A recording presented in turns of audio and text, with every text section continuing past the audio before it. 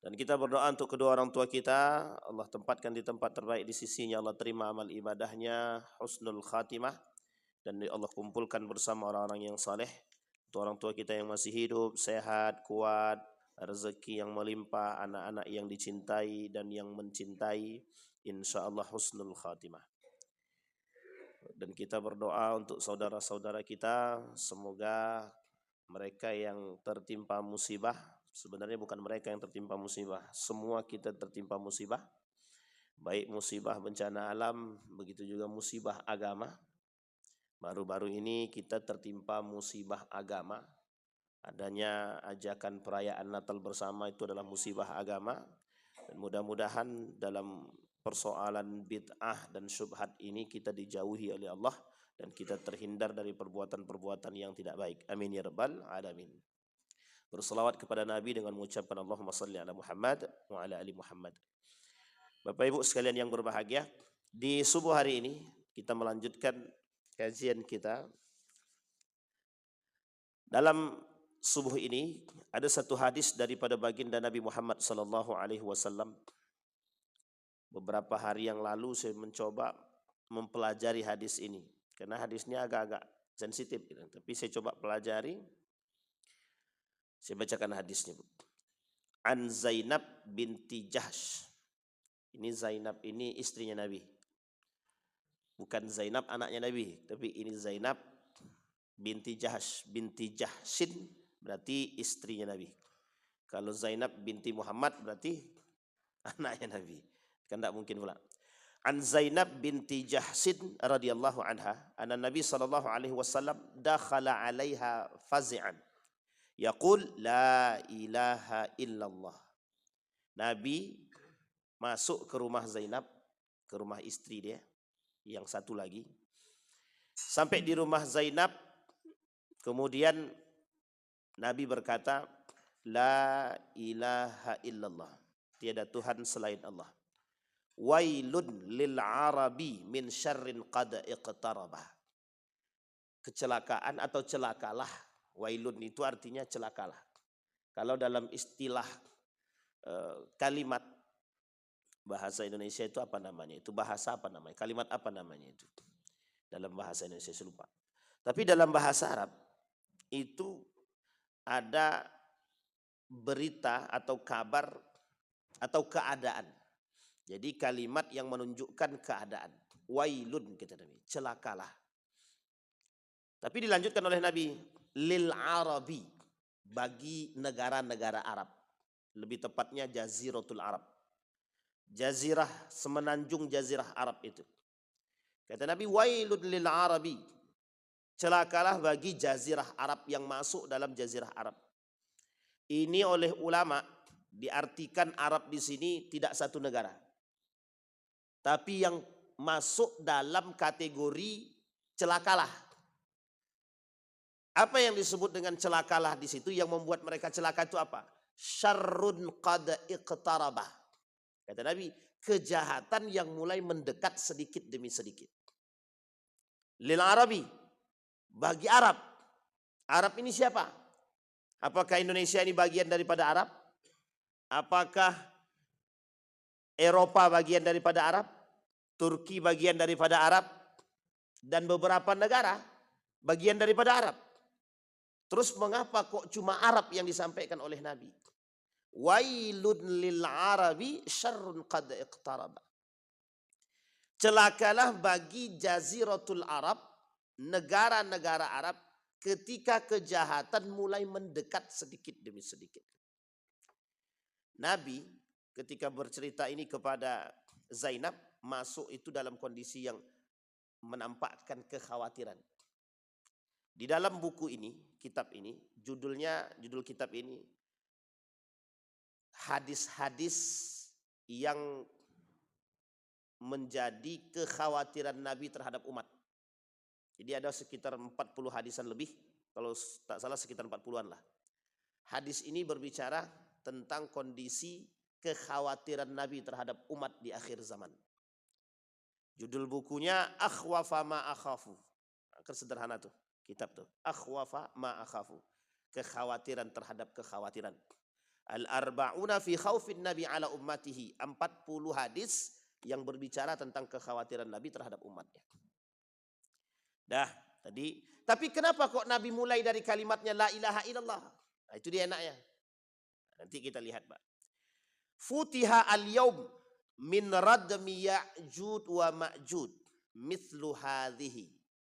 Terbukalah hari ini pintu keadaan radmin ya'jud wa ma'jud.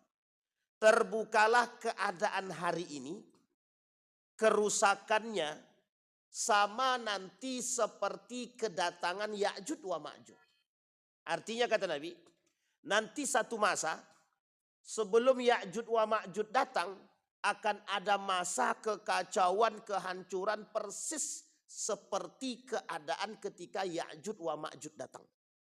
Bapak Ibu sudah pernah membahas tentang Ya'jud wa Ma'jud? Sudah tahu bagaimana keadaan ketika Ya'jud wa Ma'jud datang? Lebih hancur daripada sekarang. Bisa dipahami ya?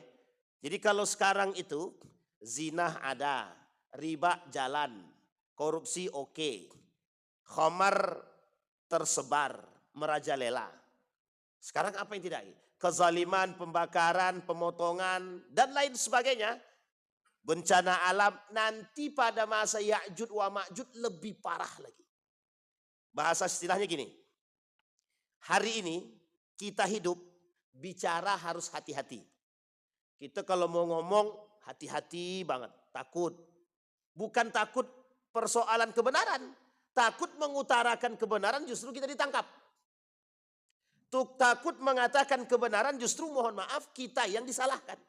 Sehingga lisan-lisan orang yang mengerti kebenaran tertahan dulu nih. Artinya ketakutannya nampak. Nanti pada masa Ya'jud wa Ma'jud lebih parah lagi. Nah tapi kata Nabi, ada masa sebelum Ya'jud wa Ma'jud datang, kondisi itu sudah nampak. Persis mislah hadhihi, kata Nabi. Nanti Ya'jud wa Ma'jud datang, ketakutan orang itu seperti itu. Lebih parah lagi. Nah, tapi masih mending sekarang nih. Masih mending sekarang nih kita masih bisa ibadah. Kalau dulu pas Covid, mau masuk saja tengok kiri kanan. Masuk masjid tengok.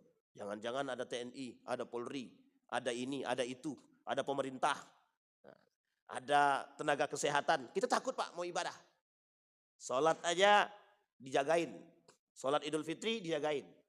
Ketakutan seperti itu, ada ketakutan. Bukan takut karena Covid-nya, tapi takut untuk ibadah dilarang. Bisa dipahami Bapak Ibu ya? Kita bukan takut karena ibadah loh ya. Tapi takut mau ibadah takut. Gitu. Karena takut apakah yang kita lakukan ini salah. Padahal tidak salah. Jadi satu hal yang lazim kita lakukan tapi menjadi takut. Sesuatu yang seharusnya menghilangkan ketakutan justru kita semakin takut dengan ketakutan itu. Aneh memang. Jadi kata Nabi nanti masa itu akan datang. Kemudian dilanjutkan oleh Nabi, wa halaqa bi isba'ihi al-ibham wallati tali. Ketika Nabi menunjukkan jari-jari dia ini, pas pada jempol itu kata Nabi, ini itu yang seharusnya hidup jadi mati gitu. Jadi mati. Maksudnya apa? Dalam kondisi-kondisi seperti itu kata Nabi, nanti ada ketakutan yang besar, orang tak berani berbicara, semua takut. Kemudian qalat Zainab bilang, faqultu ya Rasulullah, anahliku wa fina salihun. Apakah ketika itu kami dihancurkan? Sementara di antara kami ada orang-orang soleh. Apakah ketika mereka menghancurkan itu kami masih ada orang-orang yang soleh? Dijawab sama Nabi, qala na'am idza kasral khabas. Kata Nabi, betul. Orang solehnya ada. Cuma kan tetap dihancurin juga. Nanti kita jelasin hadis itu. Nah Bapak Ibu sekalian yang berbahagia, di dalam satu hadis baginda Nabi Muhammad SAW, kata Nabi, al-mutamassik bi sunnati ba'da wafati, orang yang berpegang teguh dengan sunnahku setelah wafatku, kata Nabi. Tapi ini hadis, nanti kita cocoknya dibuat untuk siapa dan kapan. Al-mutamassik bi sunnati ba'da wafati, orang yang berpegang teguh dengan sunnahku, kata Nabi, setelah wafatnya diriku, kata Nabi. Mereka mendapatkan falahu ajrun, bagi mereka pahala mi'ata syahidin, 100 pahalanya jihad. orang mati syahid. Tapi kondisinya dalam kondisi seperti apa? Hadis ini kata Syekh Al-Albani dhaif jiddan, lemah banget. Tapi kata para ulama yang lain, Ibnu Hajar Al-Haytami, dalam hadis ini yang diriwayatkan oleh Abu Hurairah, hadis ini ma fi muskilah, tidak ada masalah. Artinya hadis ini tidak masuk dalam kategori yang dikatakan oleh, yang dilemahkan banget oleh Syekh Al-Albani. Tapi hadis ini kata Ibnu Hajar Al-Haytami masuk dalam kategori yang diriwayatkan oleh Abu Hurairah dan tidak ada masalah dalam setiap sanadnya atau matanya. Artinya hadis ini berpotensi kalau tidak hasan berarti dia dhaif saja. Lemah saja. Tidak lemah banget, tapi lemah biasa. Dan bisa berpotensi pada al-hasan. Kalau ada orang lain yang meriwayatkan, ternyata dalam hadis-hadis yang lain, dalam bentuk yang berbeda tapi maknanya sama, ada. Maka hadis tersebut kata para ulama bisa menjadi naik derajat karena diriwayatkan oleh orang-orang yang thiqat yang lain, orang-orang yang terpercaya yang lain. Jadilah hadis tersebut dari dhaif jadi hasan. Makanya kata para ulama tidak ada masalah. Apa maksudnya tidak ada masalah? Boleh dipakai. Nah, apa yang dimaksud oleh Nabi dari hadis tersebut? Kata Nabi begini hadis itu. Orang yang hidup setelah Nabi tapi berpegang teguh dengan sunnahku, mereka berhak mendapatkan 100 pahala seperti orang-orang yang mati syahid. Berarti 100 orang yang mati syahid, nah orang yang berpegang teguh dengan sunnah Nabi seperti itulah pahala dia. Pertanyaannya adalah kapan? Sahabatkah? Tabi'inkah? Tabi'inkah? Bisa dipahami Bapak Ibu? Sahabatkah? Tabi'inkah? Tabi'inkah? Setelah tabi'in. Setelah tabi'in. Kata Nabi, masa yang baik itu masa Nabi. Setelah Nabi, sahabat. Setelah sahabat, itu tabi'in. Setelahnya lagi tabi'in. Setelahnya itu sudah muncul yang lain. Nabi khawatirnya pada masa itu, Pak. Pernah dengar kalimat ummati, ummati, ummati? Pernah Bapak Ibu? Kalimat ini kan masyhur dulu oleh orang-orang tua kita zaman dulu. Kalau mendengarkan cerita maulid Nabi, mereka selalu ngomongin itu tuh. Ummati ketika sampai di Gargara, roh Nabi sampai di Gargara, ummati, ummati, ummati. Gitu. Kitabnya Daqaiqul Akhbar.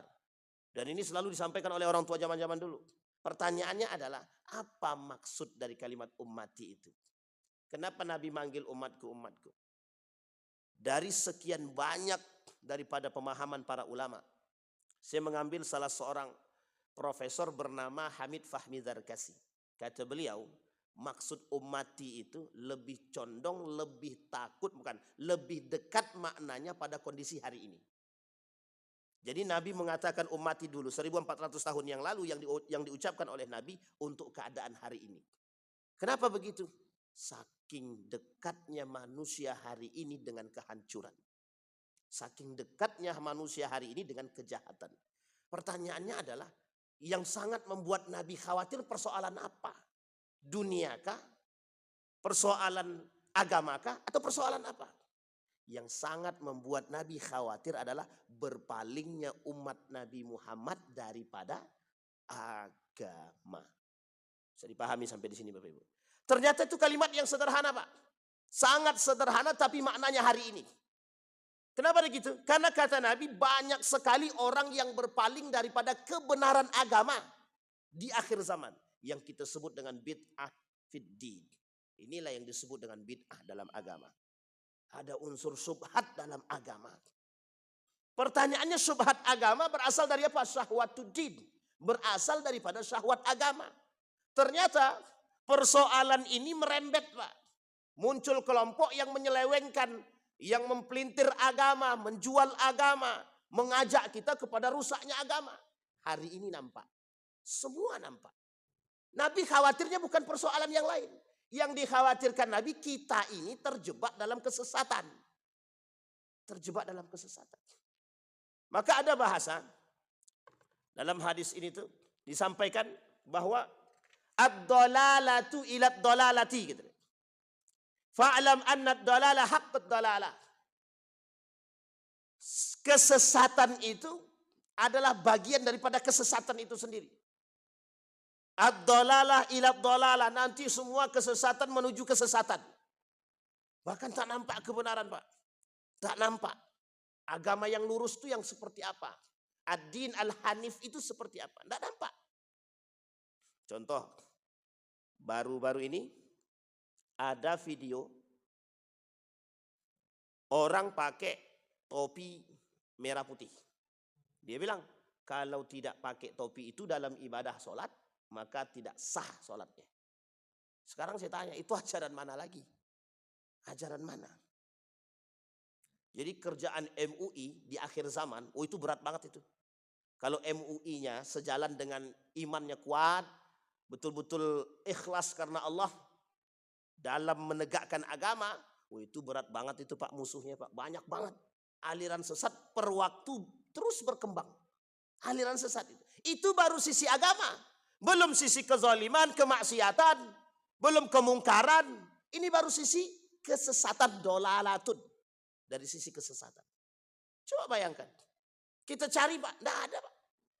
Yang mengatakan wajib pakai topi, sholat kalau tidak pakai topi itu dia tidak sah. Orang sholat tidak pakai peci, sah tidak atau tidak sah sholatnya? Yang bisa membatalkan sholat itu ada dua. Syarat sah sholat, satu lagi rukun sholat itu sendiri. Nah sekarang rukunnya lengkap, syarat sahnya sudah. Nah pertanyaannya apa yang membuat dia tak? Kalau hanya karena peci, kalau hanya karena yang lain tak bisa. Pakai singlet aja bapak-bapak, mau sholat pakai singlet, pusatnya tutup, boleh enggak? Pakai singlet sholat, pakai kain sarung atau celana pokoknya lututnya tertutup, pakai singlet, bisa enggak? Boleh enggak? Boleh. Enggak usah pakai singlet lagi, tak pakai baju, tapi pusatnya tertutup, boleh enggak sholat? Auratnya laki-laki, cuma enggak punya adab itu. Benar enggak punya adab kan? Sedangkan pakai singlet aja hampir tidak beradab, apalagi enggak pakai baju kan begitu. Ini harus dicerna begitu. Jadi memahami agama itu ada dua. Dipahami betul dengan kaidah beragama dan dipahami secara hukum ya, kaidah beragama itu berarti dengan hukum. Yang kedua dipahami dengan etika. Sama istilahnya orang minum berdiri. Ini lagi rame juga nih, minum berdiri. Pokoknya tidak ada hadis minum berdiri itu yang mengharamkan, tak ada.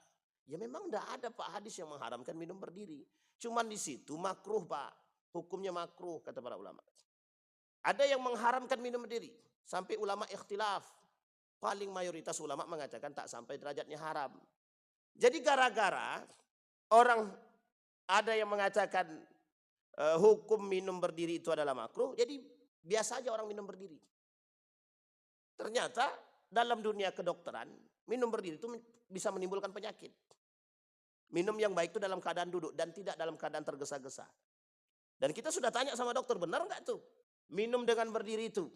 Ternyata Nabi menyampaikan hal tersebut bukan tanpa sebab. Orang baru pahamnya sekarang dalam keilmiahan. Nabi sudah bilang 1400 tahun yang lalu. Dan hadis yang berbicara tentang minum berdiri itu cuma hadis air zam-zam. Selain dari air zam-zam tak ada ditemukan. Meskipun orang-orang beranggapan bahwa itu kan air juga. Sampai di sini paham ya BBB. Jadi kadang-kadang memahami hadis tersebut harus dengan tidak hanya dengan hukum tapi harus dengan etika juga. Istilah lain, kalau seandainya minum berdiri itu adalah menjadi satu hal yang aib, ya itu kan kaitannya dengan etika. Berarti ya kita ya jangan minum berdiri lah kan begitu. Sebisa mungkin minumnya sambil duduk atau makannya sambil duduk. Itu etika. Kalau tidak dipahami keharaman. Nah, kembali kepada poin kita Bapak Ibu. Nah, sekarang muncul tuh kelompok-kelompok yang menjadi ketakutan Nabi. Maka kata Nabi, lah sekarang pertanyaannya apa kaitannya dengan hadis tadi? Ketakutan Nabi terhadap umat sekarang itu, khawatirnya Nabi besar. Tapi mengapa Nabi menitik beratkannya ke Arab? Kenapa Nabi titik beratkan ke Arab? Kita lihat Pak hadis-hadis tentang Arab ini Pak. Jazirah Arab ini. Yang paling banyak hadis-hadis tentang Arab ini ada dua. Setidaknya ada dua kita ambil. Satu, ada Nabi kata, Nabi khawatir dengan satu daerah yang dari situ timbul tanduk setan. Nabi khawatir yang dari situ muncul orang-orang yang merusak. Negara mana itu? Daerah mana itu? Nejat. Tahu Bapak Ibu Nejat? Nabi doa, Ya Allah, berikan keberkahan kepada Palestina, kepada Yaman. Sahabat tanya, bagaimana dengan Nejat? Nabi terus berdoa, ya Allah berikan keberkahan bagi Yaman, bagi Palestina. Sahabat tanya lagi, bagaimana dengan Nejat?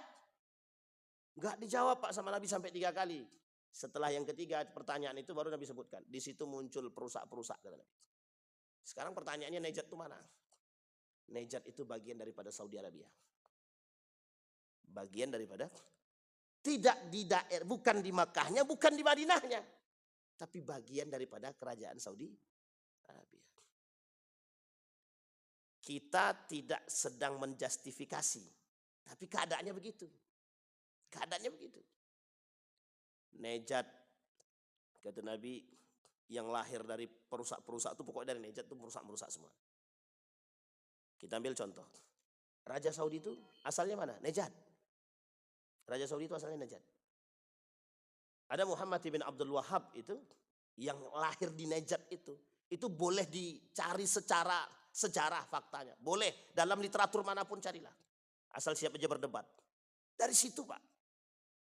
Dan itu penelitiannya bukan main-main Pak, ilmiah Pak. Dan bukan kita yang ngomong, mereka juga.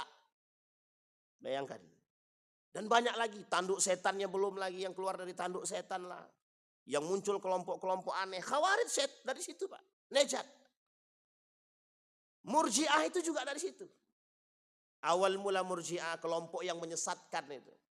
Murji'ah ya, kelompok yang menyesatkan. Juga dari situ. Ini poin penting. Nah Nabi bilang, wailun lil Arabi. Celakalah bagi negara Arab. Sekarang kita lihat lagi. Di mana kehancuran-kehancuran negara Arab itu. Yang menyebabkan Nabi kok khawatir dengan negara-negara Arab. Pengkhianat muncul dari situ Pak. Irak, Babilonia pada masanya. Kufah pada masa Ali bin Abi Thalib. Berkhianat kepada Ali, berkhianat kepada Al-Hasan, berkhianat kepada Al-Husain. Kufah. Persia, Iran sekarang. Yang dikenal dengan Syiah. Masih dalam satu lingkup. Pengkhianatan terbesar yang pernah dilakukan kepada Turki Utsmani. Dari situ juga. Nah sekarang kata Nabi, wailun lil Arab. Celakalah bagi Arab. Yang dimaksud oleh Nabi, dalam celakalah terhadap Arab ini, muncul fitnah-fitnah di Jaziratul Arab. Itu maknanya Pak. Apa fitnahnya? Fitnah ekonomi, fitnah agama, fitnah kesesatan. Muncul dari sini. Ketakutan Nabi, qad iqtaraba syarran. Semakin terasa mendekat, kejahatan itu semakin terasa dekat. Untuk siapa? Untuk Arab. Pertanyaannya adalah bagaimana dengan negara yang lain? Tanpa disebut Nabi, begitu keadaannya. Arab ini yang suci saja dikhawatirkan Nabi, apalagi yang tak suci. Paham Bapak Ibu maksudnya? Negara Arab ini, Saudi Arabia saja. Di situ ada Nabi lahir, di situ Nabi tinggal, di situ Nabi wafat, Mekah, Madinah. Menjadi poin perhatian Nabi, apalagi negara yang tidak. Artinya, kalaulah negara yang di dalamnya ada kesucian, saja Nabi khawatir, apalagi dengan tidak adanya yang suci-suci itu. Jadi kalau kezaliman tersebar di selain negara Arab, itu sudah biasa. Kemungkaran, kemaksiatan, itu sudah biasa. Tapi yang dikhawatirkan simbol utama. Simbol utama. Maksudnya adalah, kalau dari sini sudah mulai kekacauan, kesesatan dalam sisi agama, kemungkaran, kemaksiatan, maka disinilah sebab awal muncul kehancuran. Itu yang dimaksud oleh Nabi. Kita ambil contoh. Nabi Lut, kaum Nabi Lut. Kaum Nabi Lut itu persoalan apa? Nuh alaihissalam, pembangkangan kepada Allah. Pembangkangan. Yunus, Saleh, dan lain sebagainya. Sekarang pertanyaannya, dari sekian banyak para nabi, persoalannya apa? Kenapa Allah menghancurkan kaum tersebut? Karena satu, pembangkangan mereka, kezaliman mereka, kemaksiatan mereka. Syirik, zalim, pembangkangan. Membunuh soleh kira-kira zalim enggak? Zalim Pak, hanya karena takut persaingan. Sekarang kan banyak nih orang takut bersaing, dibunuh Pak saingnya Pak. Saingannya dibunuh gara-gara takut persaingan. Kasus Nabi, kaum Nabi Lut. Ini zina Pak. Zina. Dalam kitab Sulamut Taufik itu ada 11 persoalan zina. Dan ini oleh kaum liberal, persoalan Nabi Lut, kaum Nabi Lut ini itu bukan bencana, bukan musibah, bukan azab, kata dia. Ini hanya persoalan penyakit. Coba bayangkan, memang penyakit Pak, tapi mengapa Allah kasih azab? Bagi mereka itu bukan azab, kata kaum liberal. Tapi kok bukan azab untuk semuanya dihancurkan? Karena semuanya berpaling daripada Allah. Yang Nabi khawatirkan di akhir zaman, dari, mohon maaf, dari Arab sudah tercipta kesesatan, bagaimana dengan yang lain? Ketika yang lain sudah mulai tersesat, maka disitulah Pak kehancuran itu datang. Bisa dipahami Bapak Ibu ya? Kalau sumber agama, tempat mengambil agama, sudah tersebar kesesat, sudah menyebarkan kesesatan, kehancuran, kemaksiatan, kemungkaran, apa tak lagi kalau negara yang lain. Itu yang dimaksud oleh Nabi. Jadi, kedekatan kehancuran kepada satu kaum itu yang dikhawatirkan Nabi. Yang dibinasakan oleh Allah. Yang dikhawatirkan oleh Nabi di situ. Makanya Nabi masuk rumah Zainab tuh kayak khawatir banget gitu. Karena keadaannya itu yang dipandang oleh Nabi ke depan itu semakin mengkhawatirkan. Hari ini contoh. Khawatir Pak. Saya beberapa waktu yang lalu coba merenung sendiri. Kok begini kalilah negaraku ini. Gitu. Tapi saya berpikir cuma negara ini. Gitu. Setelah kita mencoba mengetahui tempat-tempat yang lain, ya hampir sama juga. Kita berpandangan pada sisi agama gitu. Di negara yang mayoritas muslim, nomor 1 di dunia, begitu banyak aliran sesat Pak, yang membuat kita jauh daripada agama. Yang kedua, kalau mereka kita tak bisa pindah keluar agama, lah kok bisa ada program yang mengajak kita untuk sharing agama, bahkan mencampur adukkan agama. Bisa dipahami kalimat ini, pluralisme. Jadi jangan salah Pak, salah satu program pluralisme agama itu adalah termasuk salah satu program perayaan agama bersama. Jadi perayaan agama-agama bersama. Itu salah satu bagian daripada program pluralisme agama. Apa itu pluralisme agama Pak Ustaz? Mengakui kebenaran agama-agama yang lain. Sesat apa tak sesat?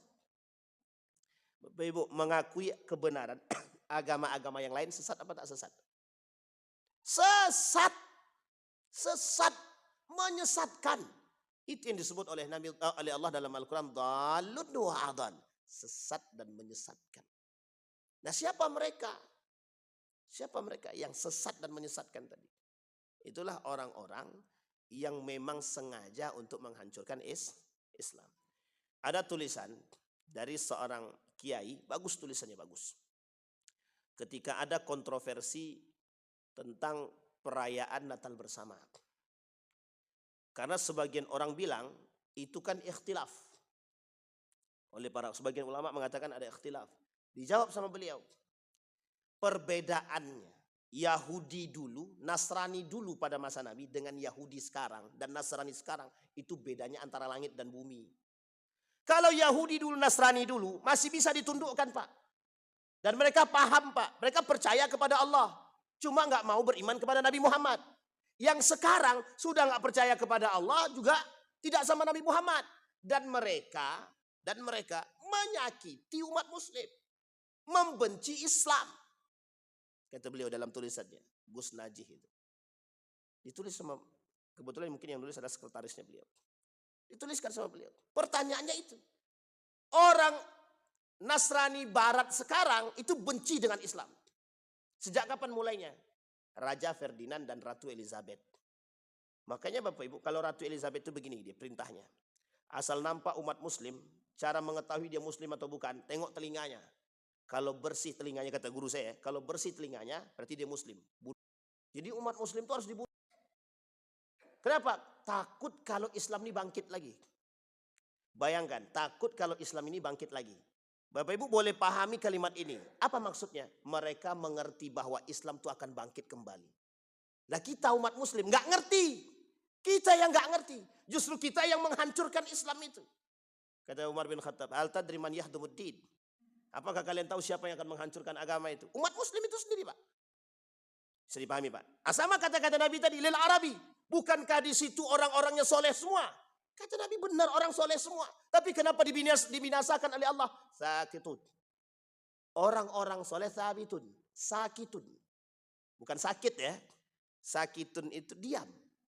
Ketika Dr. Mawardi Muhammad Saleh ditanya, Ustaz, di sana bencana. Di tengah bencana itu kan ada orang soleh juga, Ustaz. Apa sebab datangnya bencana? Sebab datangnya bencana yang pertama, musibah. Sebab datangnya musibah, azab itu yang pertama adalah kesyirikan, kezaliman. Yang ketiga apa? Yang ketiga kemungkaran, kemaksiatan. Dijawab, ditanya sama jamaah, kan di situ ada orang soleh. Jangankan orang soleh, kiai pun kalaupun ada, tetap ikut mati, ikut dibinasakan. Kenapa? Karena orang solehnya diam. Bisa dipahami sampai sini, Bapak Ibu? Karena orang solehnya sama kata Nabi tadi. Ketika Zainab bertanya, apakah ketika di antara kami ada orang soleh?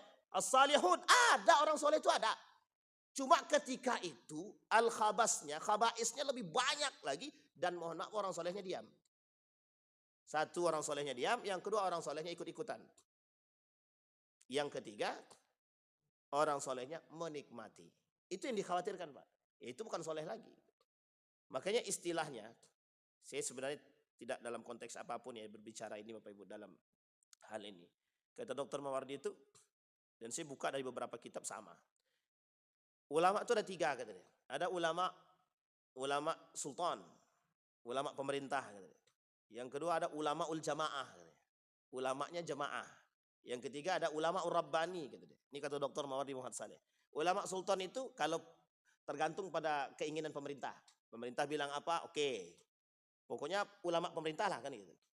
Artinya ulama yang disetir oleh pemerintah. Yang kedua ulama jamaah. Apa maksudnya ulama jamaah? Ustaz, kita kajian ini aja Ustaz. Ya katanya tadi. Ustaz, tolong halalkan joget Ustaz. Ya kata Ustaznya. Nah, itulah maksud contohnya itu. Itu ulama jamaah kalau permintaan itu. Tapi ada ulama ur-rabbani yang takutnya sama Allah aja. Dan tidak bisa menghalalkan yang haram dan tidak bisa mengharamkan yang halal. Nah yang kayak gini di akhir zaman yang paling banyak Pak. Yang paling sedikit. Di akhir zaman orang yang ulama Rabbani ini semakin hari semakin mendekat kepada akhir zaman. Itu semakin sedikit manusia seperti ini. Yang takut kepada Allahnya tinggi. Tapi kemudian mereka tidak masuk dalam apa yang diinginkan oleh orang-orang yang rusak. Kalau persoalan fatwa, banyak Pak, banyak. Jadi istilah hari ini tuh, ketakutan Nabi itu terjawab. Kata Nabi, yang membawa orang dalam kesesatan justru da'i. Du'atun ila abwabi jahannam. Jadi ketika Huzaifah tanya sama Nabi, Nabi jawab, du'atun ila abwabi jahannam. Ada banyak para da'i yang mengantarkan kepada neraka jahannam. Itu diterjemahkan sulit Pak. Gimana cara menerjemahkannya? Bagaimana kriterianya? Orang-orang mohon maaf para da'i yang mengajak kepada kesesatan dan neraka jahanam. Kan tidak mungkin Pak. Oh si Anu, kau mengajak orang ke jahanam kau nih. Kan tak mungkin. Kita tengok ustadz satunya, oh ustadz ini mengajak ke jahanam nih. Tidak bisa Pak. Maka kriteria ini oleh para ulama dipelajari secara spesifik. Termasuk salah satu diantaranya Imam Al-Ghazali dalam kitab Ihya Ulumiddinnya itu dipelajari Pak tentang ulama su. Jadi Bapak Ibu, kalaulah masyarakat menuju kepada kesesatan, mesti ada sebab, mesti ada pemimpinnya Pak. Kalau masyarakat menuju kepada kesesatan, mesti ada pemimpinnya. Kita ambil contoh. Kasus-kasus kemarin sudah kita sampaikan ya, ada Gus yang bercampur baur dengan wanita gitu ya. Sudah paham ya Bapak Ibu, ini Gus bercampur baur dengan wanita. Ada orang-orang yang mengaku soleh. Jadi dia pokoknya orang-orang yang mengaku soleh tapi dia bebas melakukan perbuatan-perbuatan kemaksiatan. Orang-orang yang mengaku soleh tapi nggak punya adab, nggak punya akhlak. Meluk perempuan, cium perempuan, tapi dia Gus gitu kan. Ini kesesatan kan.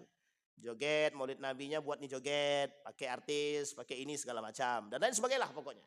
Ini kan kesesatan. Kayak yang tadi, tidak boleh sholat kalau tidak pakai yang merah putih. Itu kan kesesatan. Nah kesesatan seperti ini, pertanyaannya ada nggak pemimpinnya itu? Ada nggak pemimpinnya? Ada. Dan pemimpinnya mengerti agama enggak? Di sini yang dimaksud. Pemimpinnya apakah mengerti agama apa tidak? Poinnya nanti di situ. Ada pemimpin yang mengerti agama tapi nggak punya akhlak. Maksudnya mereka mengerti agama tapi mereka nggak punya akhlaknya. Yang kedua, mereka nggak ngerti agama tapi pura-pura mengerti agama. Karena tujuannya adalah dunia. Sekarang saya tanya Bapak Ibu. Orang-orang kayak gitu, kaya-kaya nggak tuh? Kaya-kaya nggak? Bahkan unik Pak, ada gus-gus cuma muji pemerintah aja dapat mobil. Muji menteri dapat mobil. Dipujinya sebaik-baiknya, pokoknya dipujinya lah menteri itu dapat mobil. Awak capek menasihati ulama pun tak, menasihati pemerintah pun jangankan mobil, sepeda pun tak dapat. Nah, itu bahasa kasar kita kan. Jadi Bapak Ibu, kita khawatir. Jadi kekhawatiran Nabi itu bukan tanpa sebab Pak. Nabi dah khawatir jauh hari. Makanya kalimatnya Nabi, ummati. Bukan Nabi bukan takut dengan kalian tidak punya duit. Enggak. Nabi enggak takut kalian miskin. Enggak, kata Nabi.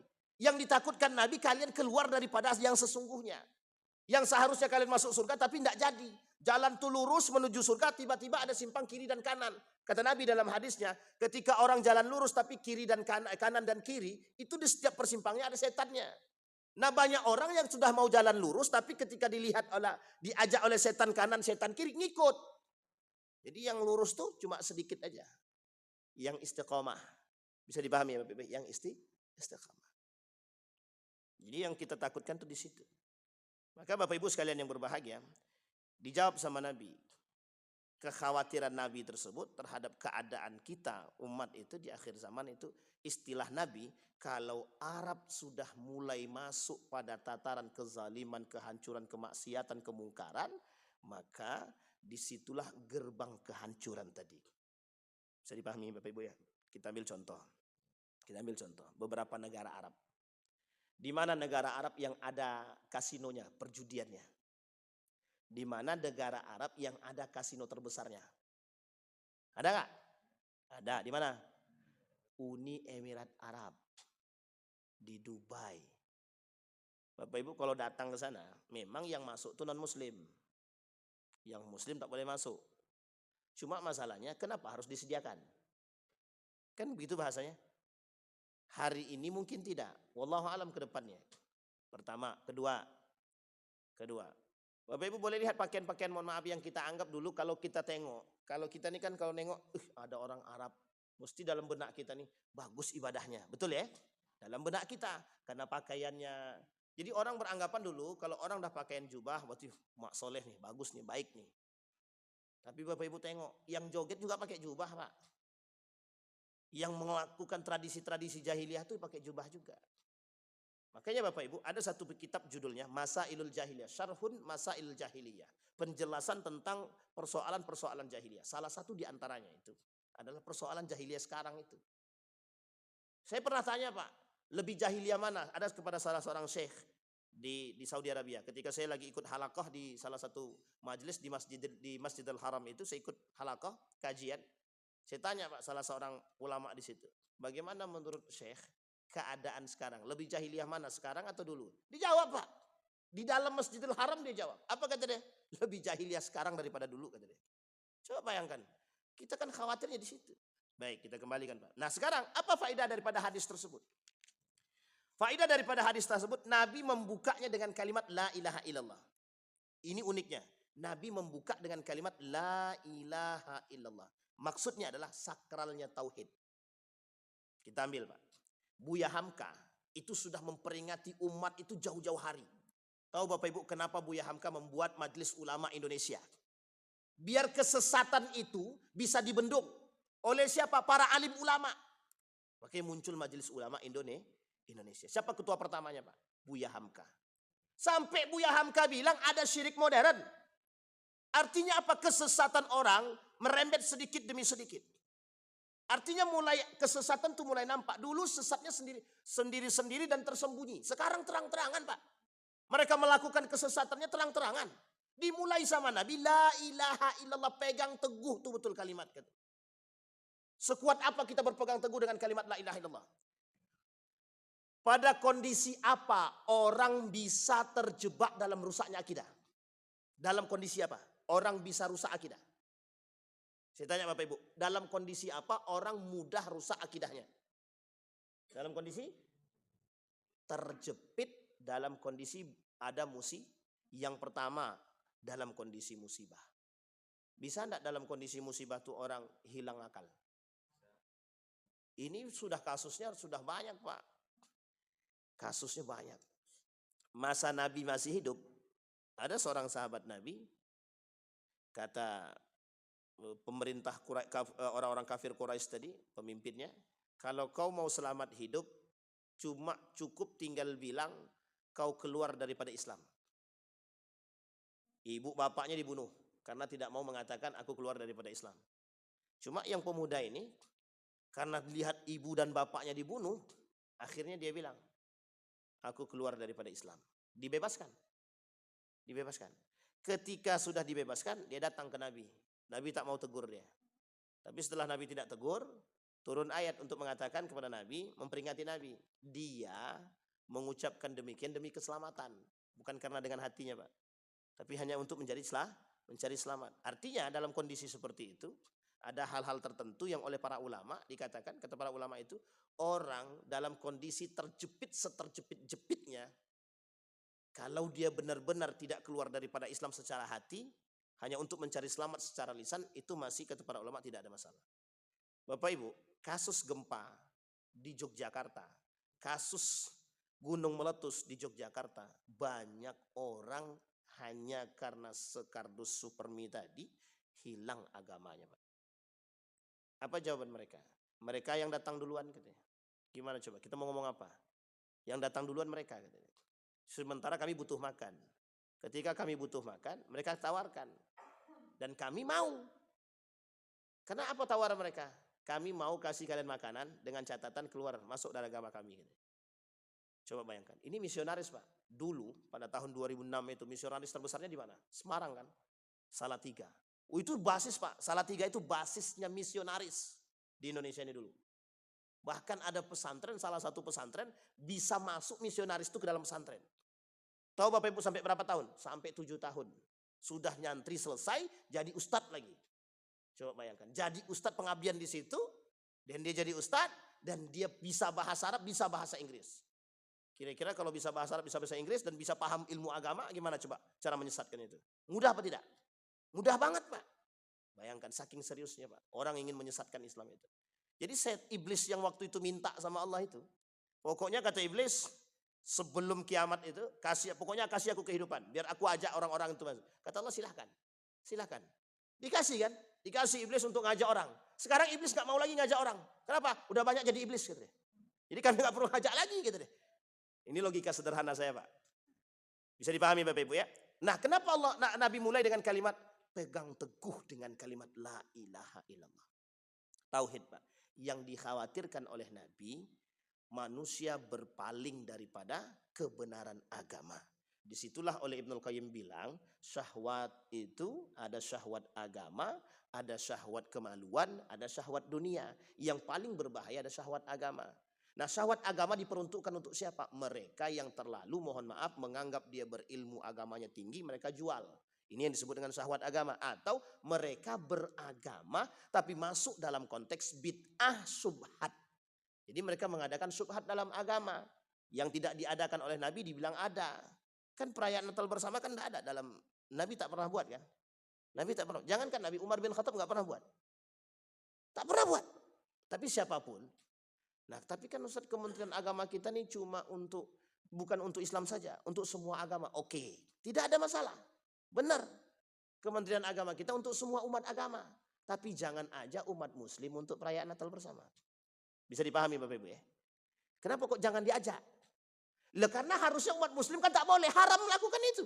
Fatwa MUI 1981, Majelis Ulama Indonesia mengharamkan umat muslim mengikuti perayaan Natal. Perayaan Natal, haram. Itu Majelis Ulama Indonesia, bukan saya Pak, yang mengharamkan. Fatwa MUI. Tahu Bapak Ibu apa yang terjadi? Digugat. Yang gugat siapa? Umat muslim. Coba bayangkan. Yang gugat fatwa umat muslim. Orang non muslim biasa aja nih Pak. Lah kita umat muslim yang menggugat fatwa. Sampai di sini paham ya Bapak Ibu? Tahu Bapak Ibu alasannya kenapa Majelis Ulama mengeluarkan fatwa tersebut? Khawatir bahwa Islam dia nggak benar, akidah dia rusak, terjebak dalam kesesatan. Mencampur adukkan agama, sinkritisme. Bolehkah sinkritisme dalam Islam? Tak boleh Pak. Jangankan sinkritisme, dua agama saja tidak bisa. Jadi satu tidak bisa. Muncul kalimat. Beberapa waktu yang lalu ada yang diskusi dengan saya begini. Ustaz, tapi kan Ustaz. Tapi apa? Tuhan itu kan satu. Kami juga paham Tuhan itu satu. Kan? Jadi sebenarnya Ustaz, Tuhan kita ini satu. Kita hanya menuju Tuhan yang satu.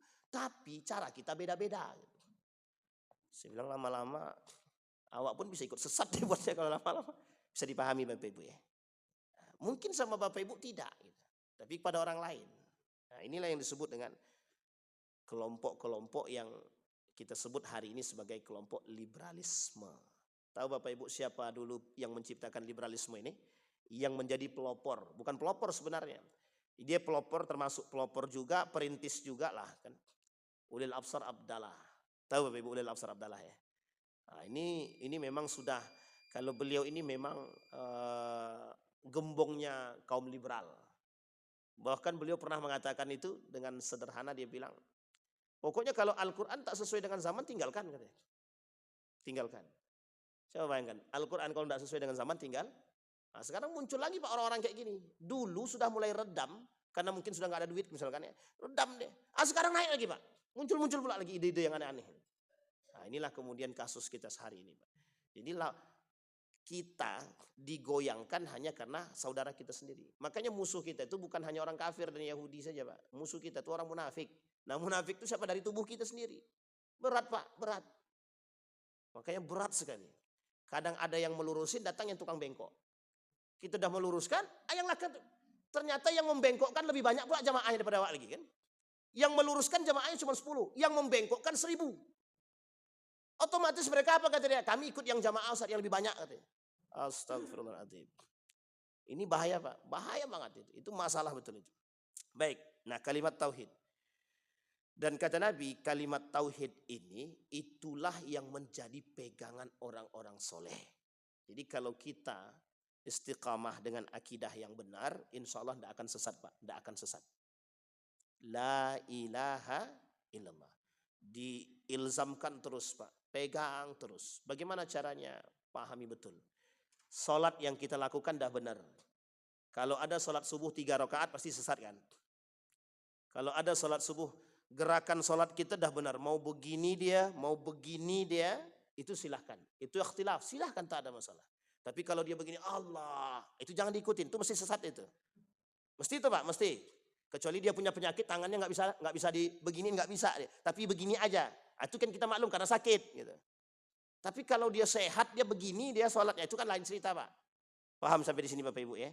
Jadi apa yang kita buat sekarang ini, makanya kata Syekh Hashim Al-As'ari dalam kitab Risalah Ahlus Sunnah wal Jamaah itu, sederhana Pak, yang disebut dengan Ahlus Sunnah wal Jamaah itu sederhana saja. Rukun Islamnya benar, rukun imannya benar. Oke ya, rukun Islamnya benar, rukun imannya benar. Jangan kayak Syiah. Nambah pula Ali bin Abi Thalib lagi. Dalam azannya ditambahin. Itu kan sesat. Kalau ada yang mengatakan Syiah tidak sesat, berarti memang dia sesat juga itu. Yang tidak sesat, yang mengatakan bahwa Syiah tidak sesat, maka berarti dia termasuk yang ikutan sesat. Enggak mungkin kan Ali ditambah syahadat asyhadu anna aliyya. Kita tambah syahadat 3 Pak. Asyhadu an la ilaha illallah wa asyhadu anna Muhammadar Rasulullah. Tambah 1 lagi. Wa asyhadu anna aliyya wajha Allah. Karamallahu wajha. Masa kita tambah 1 lagi? Jadi 3 syahadat kita. Baik, dan lain sebagainya. Nah ada kelompok yang baru muncul dalam kesesatan. Itu tadi kita sebut liberalisme. Kaum-kaum liberal tadi. Itu sebenarnya sholatnya bareng sama kita sama Pak. Sholatnya sama. Cuma mereka dalam pemikirannya banyak mengajak orang pada kesesatan. Udahlah kalau Al-Quran itu tidak cocok, udah tinggalkan. Ada kelompok-kelompok tertentu yang bilang bahwa Al-Quran itu porno. Kitab porno, jadi jangan dipelajari. Nah, ini cara mereka untuk menghancurkan Islam saja sebenarnya.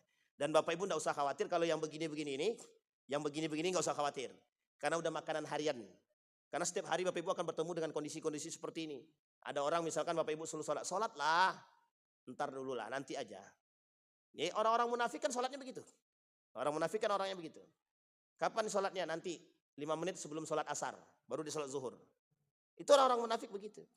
Maka Bapak Ibu kalau dibahas itu tentang 30 tanda munafik, waduh, saya khawatir banyak orang yang mengakui, banyak orang yang merasa dan tersinggung. Aku ini munafik atau tidak ya? Gitu. Bagus sebenarnya kalau dia tersinggung kan. Jadi kalau dia tersinggung dia bisa tobat gitu. Baik, itu yang pertama. Yang kedua, al-mu'min al-hasif man yakhaful fitan. Mukmin yang betul-betul itu Itu yang takut betul dengan keadaan fitnah tersebut. Nah, ini bagian daripada fitnah. Yang dikatakan Nabi tadi itu adalah bagian daripada fitnah. Apa fitnahnya? Fitnahnya kemungkaran, kemaksiatan, kezaliman, kesyirikan. Itu fitnah semua, Pak. Semua ini fitnah. Coba Bapak Ibu bayangkan, di tengah bencana yang ada di Sumbar, Sumatera Barat. Bisa-bisanya guru-guru melakukan, mohon maaf, ada guru yang melakukan di kamar mandi, masjid pula lagi. Astagfirullahaladzim. Itu kan kacau tuh, Pak. Saya bilang ini bukan meredakan masalah, menambah na'udzubillah, summa na'udzubillah. Nah, sekarang Bapak Ibu Riau hati-hati. Nah, kita harus siap-siap juga Bapak Ibu. Kita nggak tahu umur kita nih. Tiba-tiba na'udzubillah, summa na'udzubillah. Kan kita nggak tahu keadaan itu bagaimana. Makanya persiapkan diri dengan berpegang teguh kepada Al-Quran dan Sunnah. Kalimat tauhid, akidahnya dibenarin, sholatnya dijalanin. Itu kuncinya di situ, Pak. Kenapa kita khawatir, Pak? Inhale, Siak, sekarang sudah mulai banjir. Banjirnya udah tinggi, Pak. Udah tinggi sekali. Banyak rumah yang terendam. Apakah ini musibah atau azab, Ustaz? Nah, ini kalau bilang musibah atau azab mesti banyak ikhtilaf nanti. Ada bilang kalau azab, masa kami dibilang azab, Ustaz? Kami kena azab, banyak orang soleh di situ. Bapak Ibu, ini musibah. Musibah, salah satu sebab datangnya musibah itu ada kesamaan dengan azab. Satu diantaranya adanya kesyirikan, kezaliman dan kemungkaran ataupun kemaksiatan. Ya bisa jadi. Nah, tapi musibah, kalau azab biasanya semuanya berpaling daripada Allah. Semuanya berpaling. Itu azab. Karena hampir semua di antara orang-orang yang tertinggal itu pada masa Nabi Nuh alaihissalam, itu yang di bumi hanguskan oleh Allah semuanya berpaling daripada Allah. Nah, yang ikut Nabi selamat. Itu yang disebut dengan azab. Kita ambil contoh Nabi yang lain, Nabi Lut. Yang ikut Nabi Lut selamat. Yang enggak ngikut Nabi Lut hancur semua, azab. Jadi semua yang diazab itu, yang mendapatkan azab itu semua yang dibinasakan oleh Allah itu yang berpaling daripada Allah, yang berpaling daripada syariat. Ini jangan sampai, Pak. Na'udzubillah. Kita harus khawatir dengan keadaan itu. Makanya Nabi bilang, Pak. Dibilang sama Nabi, orang yang beribadah di akhir zaman itu seperti memegang bara api. Sulit, Pak. Bingung. Kalau dia tak punya akidah yang benar, sesat, Pak. Bisa disesatkan. Kita ambil contoh. Kalau orang ke Mekah tuh ngapain? Ibadah atau selfie-selfie? Kan berubah sekarang udah maknanya, Pak. Terserah orang mau suka atau tidak dengan yang saya sampaikan. Itu faktanya. Itu faktanya, Pak. Bayangkan betapa banyaknya travel umroh hari ini. Banyak apa tidak? Banyak banget, Pak. Sekarang kita lihat, Pak. Yang selamat di antara sekian banyak itu besok, yang selamat, yang jujur. Yang dusta, yang penipu, mesti hancur itu besok. Tapi yang selamat yang mana? Yang jujur. Bisa dipahami Bapak Ibu ya? Tapi Ustaz, kalau kami jujur-jujur dapat untungnya kecil, lebih baik kecil tapi berkah daripada besar langsung habis. Hari ini dia tipu orang dapat 1 miliar, hancurnya 5 miliar. Tapi kan begitu keadaannya. Makanya harus takut, Pak. Ini kita belum berbicara tentang kekhawatiran Nabi tetap ekonomi, kemungkaran, kemaksiatan. Baru sisi kesyirikan. Baru sisi berpaling daripada Allah. Kalimat tauhid. Yang ketiga, sebelum kita tutup. Hinatul kalfitan bizilali halad nas fala najata minha illa li ahadin illa man istamsaka bi kitabillahi wa sunnatihi. Yang selamat ketika bertemu dengan fitnah akhir zaman itu, yang selamat cuma 2. Yang berpegang teguh dengan Al-Quran dan yang kedua, yang berpegang teguh dengan sunnahnya. Makanya Bapak Ibu saya bilang, kalau ada orang yang memaksa keras ngajak ikut tradisi jahiliyah, tanyakan sama dia, sudah seberapa banyak sunnah Nabi yang dia buat? Sudah berapa banyak? Sudah berapa banyak sunnah Nabi yang dia lakukan? Kok sampai harus ngikutin sunnah-sunnah tradisi jahiliyah? Kalau semua sunnah Nabi sudah dia buat, tidak ada satupun yang dia tinggalkan, anak-anak buat-buatlah. Serius, Pak. Ini jangankan 1, jangankan 5, 2 aja belum tentu, Pak, sunnah Nabi itu kita buat. Makan kadang kita sambil jalan. Ya kan? Masuk kamar mandi kaki kiri, betul. Keluarnya kaki kiri lagi. Belum boro-boro, Pak, doanya tidak. Masuk masjid aja tanpa doa, sunnah. Masih banyak, Pak, tradisi Islam itu yang baik, yang perlu kita ikuti. Dan tidak perlu, Pak, yang mengikuti yang kayak gitu. Apalagi sekarang nih, Pak. Ini penyakit Desemberan, Pak. Penyakit Desemberan nih, tolong ditinggalkan, dihindari, tidak usah. Namanya penyakit tahunan. Apa penyakit tahunan itu? Perayaan Natal, satu lagi tahun baru. Tinggalkan, enggak usah ikut-ikutan, enggak usah. Dua-duanya kafir semua, Pak. Dua-duanya yang buat orang kafir semua. Kalau yang Natal udah jelas, Pak, agamanya. Mereka yang punya. Yaitu kita menghargai, Pak, menghormati, silahkan. Anda mau merayakan agama Anda, silahkan. Kita tak larang, Pak. Majelis ulama tidak ada larang, silahkan. Cuman umat muslim nggak usah ikut-ikutan. Nggak ada gunanya, Pak. Min husni islamil mar'i tarkuhu ma la ya'ni. Apalagi yang sifatnya perayaan tahun baru. Orang tahun baru Islam aja yang datang kajian cuma 1, 2, 3 orang bisa dihitung pakai jari. Lah ini tahun baru Masehi keluar semua, Pak. Itu pun tak masuk akal. Cuma nengok bom meletus. Habis itu pulang ke rumah masing-masing. Kan tak masuk akal itu semua itu. Tapi mohon maaf, kita nih suka yang kayak gitu, Pak. Kita nih suka yang kadang-kadang yang sesuatu yang mohon maaf. Kita nih suka menyibukkan diri dengan sesuatu yang tak bermanfaat. Tapi ketika dikasih sesuatu yang bermanfaat kita palingkan. Itu manusia sekarang. Makanya kalimat yang selanjutnya, Pak. Nah, ini sebabnya, Pak. Saya langsung potong aja, potong atas. Min asbabi halakatil umam wasyu'ub. Dari sebab-sebab kehancuran satu kaum. Sebab-sebab kehancuran satu kaum. Kasratul mungkarat, banyaknya kemungkaran. Wa intisaruha, dan tersebarnya kemungkaran tersebut. Yang kedua, yang selanjutnya, asbab intisarul mungkarat, sebab terjadinya atau sebab tersebarnya kemungkaran itu kasratul jahli, banyaknya kebodohan. Nah, bodoh di sini itu bukan berarti bodoh secara ilmu, tapi yang disebut oleh Nabi bodoh dalam istilah agama. Bisa dipahami, Bapak Ibu. Jadi bodoh agama bisa menyebab seseorang keluar daripada kebodohan agama, itu bisa menjadi sebab bagi seseorang untuk berpalingnya dia daripada kebenaran agama itu sendiri. Nah, Bapak Ibu, yang menjadi poinnya kaum liberal, sekuler, pluralisme, itu dia, Pak. Orang-orang yang tidak mengerti agama, itulah yang mereka doktrin. Dicokokilah. Nah, akhirnya rusak dia. Nah, musuh Bapak Ibu yang begitu-begitu itu. Orang munafik. Jangankan sekarang, Nabi aja munafik lawannya 40 orang, Pak, orang munafik. Lah kita di zaman sekarang otomatis, Pak, lebih banyak. Karena kelak jumlah kita sedikit, yang paling banyak mengisi dunia itu 2, kafir dan munafik. Jadi sekarang ini kalau ada pertanyaan, kok Ustadz, kok hari ini kok hancur betul lah negara dunia ini begini, betul. Nggak usah protes. Memang begitu jalannya. Tinggal cari selamat. Mudah-mudahan ada manfaat bagi kita semua, Bapak Ibu sekalian berbahagia. Ada pertanyaan, Bapak Ibu? Enggak ada mesti itu. Karena kalau udah akhir-akhir zaman ini kayak udah mau mati aja. Cari selamat kita, Bapak Ibu. Kita berdoa kepada Allah. A'udzu billahi minasyaitonir rajim. Bismillahirrahmanirrahim. Hamdas syakirin, hamdan na'imin, hamdan yuwafi ni'amahu wa yukafi'u mazidah. Ya Rabbana lakal hamdu kama yanbaghi li jalali wajhikal karim wa 'azimi sultanik. Allahumma faqihna fid din wa 'allimna ta'wil. Allahumma ansur man nasara ad-din wa khudhul man khadhala al-muslimin. Allahumma ansur ikhwanana al-mujahidin fi Palestin wa fi Gaza wa fi kulli makan wa khasatan Indonesia. Allahumma dammir al-yahud ahlikil kafarata wal mubtadi'ata wal musyrikina a'da'aka a'da' ad-din. Allahumma a'inna ala dhikrika wa syukrika wa husna ibadatik. Allahumma ighfir lana dhunubana wa dhunuba walidina warhamhuma kama rabbayana shighara. Allahumma ighfir lahum warhamhum wa'afihim wa'fu anhum wa akrim nuzulahum wa wasi' madkhalahum waj'alil jannata mathwahum ya rabbal alamin. Rabbana hab lana minas salihin. Allahumma khtimna bis salihin. Allahumma khtimna bis salihin. Allahumma inna nas'aluka khaira hadzal makan wa khaira ma fihi wa khaira ahli. Wa na'udzu bika min syarri hadzal makan wa syarri ma fihi wa syarri ahli. Rabbana atina fid dunya hasanah wa fil akhirati hasanah wa qina adzabannar. Walhamdulillahirabbil alamin. Assalamualaikum warahmatullahi wabarakatuh.